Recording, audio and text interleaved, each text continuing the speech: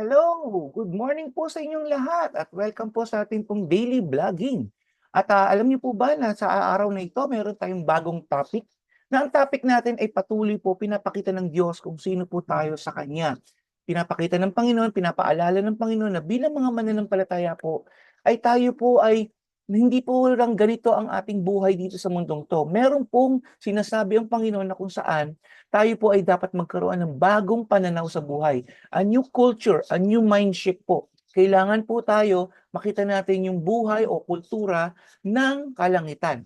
Mga kasama, mga kapatid, alam niyo po ba maraming mga mananampalataya na mahina pa rin ang kanilang faith, not because they don't hear the word of God, but because they don't know who they are in Christ and they don't practice kung ano po yung tinuturo ng salita ng Panginoon. Kaya po sila po ay nagiging weak po. Kaya ayun po, tinuturo ng Panginoon sa atin na kung saan ito pong mga vlog po natin ngayon, na tayo po ay hindi lang pong isang ordinaryong mga tao po dito sa lupa. Tayo po ay ginawa na extraordinary because of Christ po. Hindi dahil sa sarili nating lakas o sarili nating kakayahan, but because of Christ, we are redeemed by the blood of Jesus Christ and we are called His son and daughters.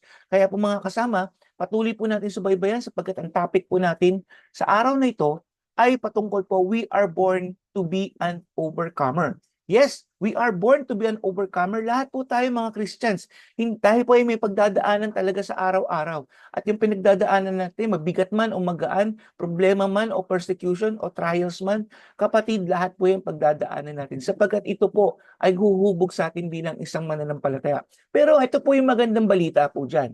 At ang gusto ko po kayong i-encourage yan mga kasama, na tayo po ay mga overcomer na. At ang pagiging overcomer po natin ay hindi dahil nga po sa ating sariling kakayahan, kung hindi dahil sa ating Panginoong Hesukristo. Kaya gusto ko pong basahin sa inyo, sabi dito sa John 19:30, sabi ng Panginoong Hesus dito, when He died on the cross, He declared, sabi niya, it is finished. Tinapos na niya. So tapos na yung laban. Si Jesus Christ na po yung kumuha ng bakbakan at yung po yung ating victory po kay Hesukristo. So the victory on the cross on our behalf was absolute. Absolute. So kaya po, tapos na, wala na tayong dapat gawin kung hindi manampalataya at gawin na lang po yung pinapagawa ng Diyos sa atin. Then, we are continuously victorious. Sabi niyo, it is this victory, not our own, which is the starting point of our life as an overcomer. So doon po nag-start lahat kay Hesus Kristo sa cross. Nung siya po ay sinabi niya, dineclare niya na it is finished, lahat po tayo mga sumasampalataya kay Jesus, tapos na po. Overcomer na po tayo. We are not working toward victory, but from victory. Ulitin ko po, we are not working toward victory, but from victory. Doon sa victory tayo maglalaro, doon sa victory tayo kukuha ng lalo pa ng victory life po natin. Amen? Hallelujah. Gusto ko po kayo encourage dito sa 1 John 4, chapter 4, verse 4. Sabi dito, you are of God, little children, and have overcome them because he who is in you is greater than he who is in the world. So imagine niyo po mga kasama na kung si Hesukristo ay nasa sa atin po, ay higit pa yung ating magagawa. Kaya kasi yung mga nangyayari po dito sa mundong to. Kaya nga po, kailangan natin makita at kailangan natin malaman sa buhay po natin na tayo po ay tagumpay na mga kapatid. Kaya po kailangan din natin tingnan po niyo isang sinasabi sa Bible na kung saan even ang kamatayan po wala nang panghahawakan sa atin. Ay ibig po sabihin ng kamatayan dito hindi po yung natural death po natin yung atong katawang lupang ito. Kung hindi po yung ating pong eternal death.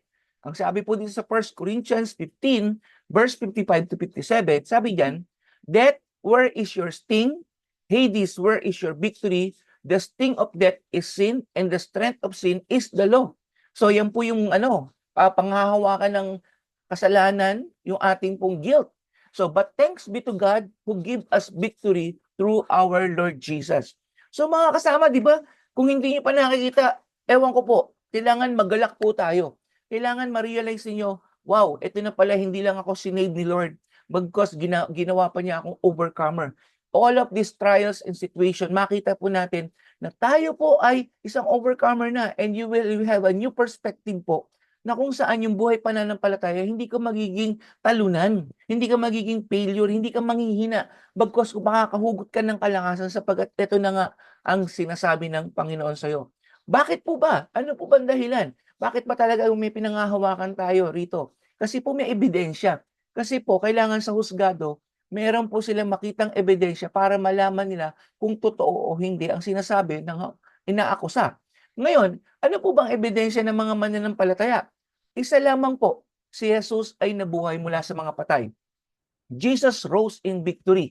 Ephesians 1:18-23. Sabi dito, I pray that you may know His incomparable great power for us who believe. That power is like the working of His mighty strength, which He exerted in Christ when He raised Him from the dead and seated Him at His right hand in the heavenly realms. So makikita niyo po dito sa isang praise po dyan, the Lord, the God, our God, raised Jesus from the dead and seated him at his right hand in the heavenly realms. For above all rulers and authority, power and dominion, and every title that can be given, not only in the present age, hindi lang po sa panahon natin ngayon, but also in the one to come, sa future. And God placed all things under His feet. So can you imagine, the creator of heaven and earth, the creator of angels, di ba? Lahat po yan, may power na si Jesus Christ. So, even the death, wala nang pwedeng panghawakan ng kaaway sa ating buhay. Pag tayo po ay na kay Kristo, yan po yung pinanghahawakan natin. Kaya po importante na tayo po lahat ay nakakasiguro na na kay Kristo po tayo. Marami po akong tinuro sa inyo ng nakaraan. Pwede niyo pong balik-balikan ito sa pamamagitan po ng YouTube channel ko po. Na kung saan madali niyo po mahahanap yung pong title doon po sa YouTube channel po natin, na kung saan balikan niyo po yung mga tinuro po ng Panginoon sa atin na para tayo po ay mamuhay at ang perspective natin ay tayo po ay nandun sa kaharian na ng Diyos. Kahit nandito pa tayo sa lupa, mga kasama, tayo po ay victorious na. Kasi nga po, si Jesus ay nabuhay at ngayon po nakaupo sa kanan, di ba? Right hand, kanang trono ng Diyos. Grabe yan, ha? At ang sabi dito, lahat ay under sa paanan ng Panginoong Hesus. Even Satan, even the devils, even the principalities, even the all authorities, di ba? Power and dominion, sinasabi ng Bible, lahat yan ay nasa paanan ng Panginoong Hesus. So ano pa bang hahanapin natin? Ibig sabihin, tayo po ay victorious na. Kung tayo ay na kay Kristo, tayo po ay victorious na. Amen po ba dyan? Hallelujah. So ano po ba meron tayo dito?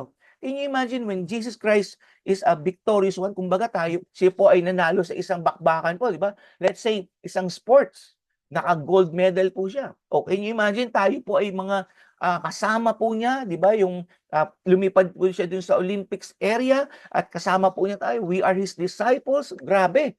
Tayo rin po nakakaramdam ng victory yan. Sabi dito, we share Jesus' victory.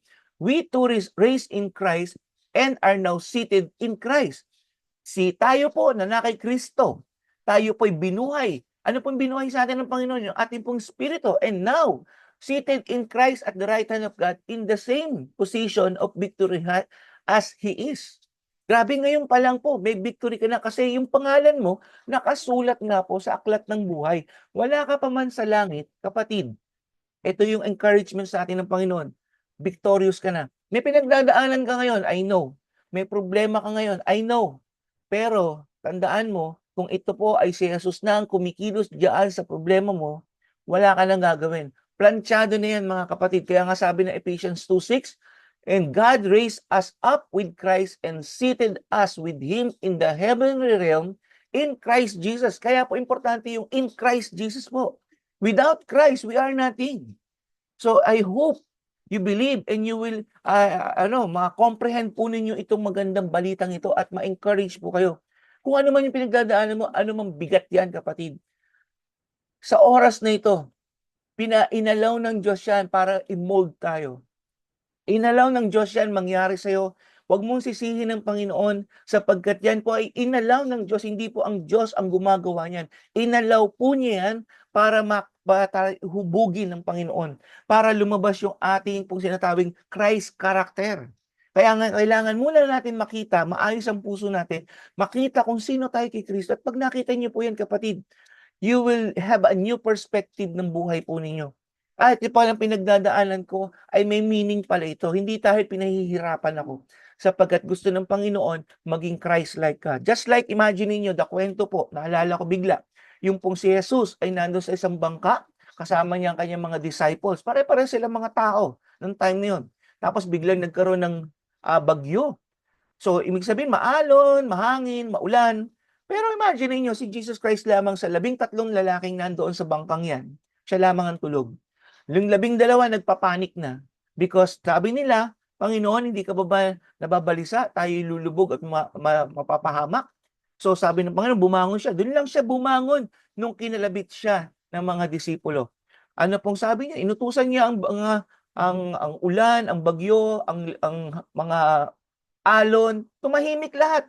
Even the nature ay kayang-kaya ng Panginoon patahimikin. So ano pa ba yung problema natin na hindi kayang patahimikin ng Panginoon? Amen po ba? So gusto ko po kayong i-challenge. Gusto ko po kayong bigyan ng encouragement today. Na kayo man po, ano man yung pinagdadaanan nyo, saan man po kayo naroroon yun. God is in control. Just go on to God, lumapit ka lang kay Jesucristo. In Him, He can do everything para sa iyo at para sa akin. Manalangin po tayo. Maraming salamat po, Panginoon, sa panibagong pinag-aaralan po namin that we are born to be an overcomer. Lord, let this teaching, O God, ay mag-sink, Lord God, sa puso't isipan ng mga nanonood, nakikinig. Panginoon, tulungan niyo po sila. Ano man ang pinagdadaanan nila, Lord, meron kang reason, meron kang purpose, and this purpose, O God, to change our character because it is important, Lord God, sa aming pong buhay, magkaroon po ng bagong pananaw, bagong buhay kay Kristo, at magkaroon kami ng Christ-likeness, Lord. Mamuhay kami sa Espiritu at hindi sa laman. Marami pong salamat. Pagpalain niyo pong lahat ng mga sumusubaybay sa programang ito. Purihin ka at sambahin sa pangalan ng Panginoong Hesus. Hindi pa po tayo tapos, mga kasama at mga kapatid. Subaybayan niyo pa ang ating pong topic na ito. Praise God. God bless you all.